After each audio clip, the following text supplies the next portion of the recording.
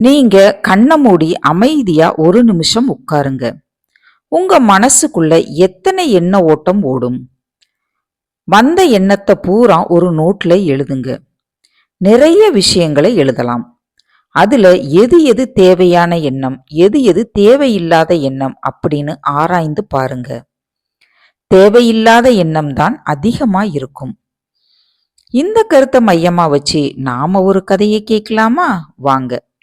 அனைவருக்கும் வணக்கம். நான் உங்கள் அகிலா. இது கதை கேட்கும் நேரம்.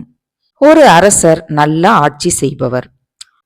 ஆனா அவரு எந்த நேரமும் சிந்திச்சுக்கிட்டே இருப்பாரு.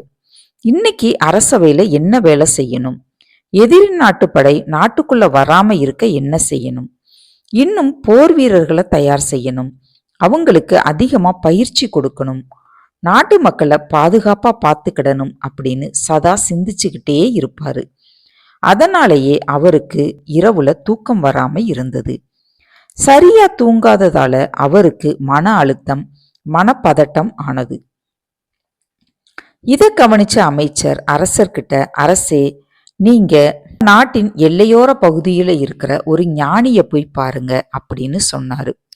அதுக்கு அரசர், பார்த்து என்ன செய்ய, எதுக்கு என்ன அங்க போக சொல்றீங்க அப்படின்னு கேட்க, அதுக்கு அமைச்சர், நீங்க போய் பார்த்துட்டு வாங்க, உங்களுக்கு நிம்மதியா தூக்கம் வரும் அப்படின்னு சொன்னாரு. சரின்னு அரசர் மாறு வேஷத்துல குதிரை மேல ஏறி கிளம்பிட்டாரு. அங்க போனா அங்க ஒரு பெரிய தோட்டம் மாதிரி இருந்தது. தோட்டத்துக்கு நடுவுல ஒரு குடிசை இருந்தது. தோட்டத்துல நிறைய செடிகளும் இருந்தது. அந்த செடிகளுக்கு ஒரு பெரியவர் நீர் பாய்ச்சிக்கிட்டு இருந்தாரு. அவர்கிட்ட போய் அரசர், ஐயா, இந்த இடத்துல ஒரு ஞானி இருப்பதாக சொன்னாங்க.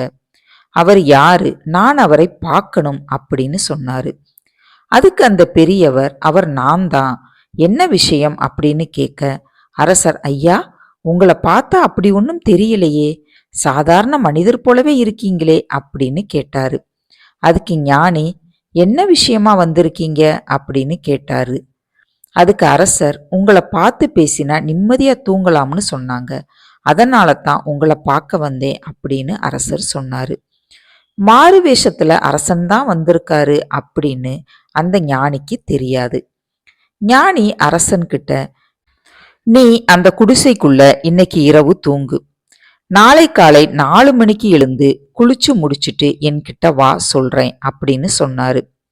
அரசர் குடிசைக்குள்ள தங்கினாரு. இரவெல்லாம் சிந்திச்சுக்கிட்டே இருந்தாரு. என்ன செய்வாரு, என்ன சொல்வாரு அப்படின்னு. அப்படியே காலை 4 மணியும் ஆயிருச்சு.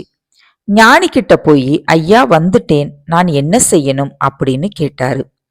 அதுக்கு ஞானி அரசர்கிட்ட ஒரு நீர் பாய்ச்சும் வாளிய கொடுத்து, நீ இந்த 10 தொட்டியில இருக்கிற செடிகளுக்கு நீரை பாய்ச்சு அப்படின்னு சொல்ல, அதுக்கு அரசர், இதென்ன சின்ன பிள்ளைத்தனமா இருக்குது, செடிக்கு தண்ணீர் ஊத்தினா என்னவாகும் அப்படின்னு கேட்டாரு. அதுக்கு ஞானி, செடிகளுக்கு தண்ணீர் ஊற்றணும், அதுதான் வேலை. ஆனா தண்ணீர் ஊற்றும் பொழுது யாரை பற்றியும் எதை பற்றியும் நினைக்க கூடாது. அப்படி நினைவு வந்தால் திரும்பவும் முதல் செடியிலிருந்து தண்ணீர் ஊற்றணும் அப்படின்னு சொன்னாரு. சரி அப்படின்னு அரசர் தண்ணீர் வாளியை எடுத்து முதல் செடிக்கு தண்ணீரை ஊத்தினாரு. அந்த நேரம் திடீர்னு ஒரு யோசனை வந்தது. இன்னைக்கு அரசவையில நான் இல்ல, எல்லாரும் 10 மணிக்கு வந்துருவாங்களா, என்ன அரசனே வரல அப்படின்னு நினைச்சு லேட்டா வருவாங்களோ அப்படின்னு தோணுச்சு. அப்போ அரசர், ச, முதல் செடியில ஊத்தும் பொழுதே ஞாபகம் வந்துருச்சே அப்படின்னு நினைச்சாரு. இனி அடுத்து எதையுமே நினைக்க கூடாது அப்படின்னு மனசுக்குள்ள சொல்லிட்டு அடுத்து 2வது செடிக்கு தண்ணீர் ஊத்துனாரு. 3வது செடிக்கு ஊத்த போகும் பொழுதே அடுத்த எண்ணம் வந்தது. இன்னைக்கு வேறொரு நாட்டு புலவர் ஒருவர் விஜயம் செய்வதாக இருந்தாரே, அவரை எப்படி வரவேற்பது, நான் இல்லாமல் என்ன செய்வாங்க அப்படின்னு ஞாபகம் வந்துருச்சு. மறுபடியும் முதல் செடிக்கு தண்ணீர் ஊத்த வந்துட்டாரு. சே, மனசுல இனிமே எதையுமே நினைக்க கூடாது அப்படின்னு நினைச்சு முதல் செடியிலிருந்து ஆரம்பிச்சு 2வது, 3வது, 4வது செடிக்கு வரும் முன்னே இன்னொரு எண்ணமும் வந்தது. இப்படியே எண்ணங்கள் தொடர்ந்து வந்து கொண்டே இருக்க மொத்தமா 5 செடிகளுக்கு கூட அவரால் தண்ணீர் பாய்ச்ச முடியல. அதுக்குள்ள சாயந்தர வேளையும் வந்துருச்சு. அவரால தண்ணீர் ஊற்ற முடியல. அந்த ஞானி கிட்ட போய் சொன்னாரு. அதுக்கு ஞானி, உன்னால ஒரு வேலைய ஒரே நோக்கமா, ஒரே மனநிலையில செய்ய முடியல. நீ தேவையில்லாத எண்ணங்களை உன்னோட மனசுக்குள்ள பூட்டி வச்சிருந்தா, நீ ஒரே மனநிலையில எந்த ஒரு வேலையுமே செய்ய முடியாது. பல சிந்தனைகள் உன்னோட மண்டைக்குள்ள இருக்குது. இதுல தேவையான எண்ணம், தேவையில்லாத எண்ணம் இரண்டையும் பிரிக்க கத்துக்கிட்டேனா உன் மனம் தெளிவடையும். எந்த வேலை செய்யும் பொழுதும் அந்த வேலையை மிக கவனமாகவும் மிக பொறுமையோடும் செய்வாய். நான் சொன்ன இந்த விஷயத்தை கேட்டு இன்னும் சில காலம் கழித்து இங்கு வந்து இதே செடிகளுக்கு தண்ணீர் ஊற்றி பாரு அப்படின்னு சொல்லிட்டு அந்த அரசரை அனுப்பி வச்சாரு குரு.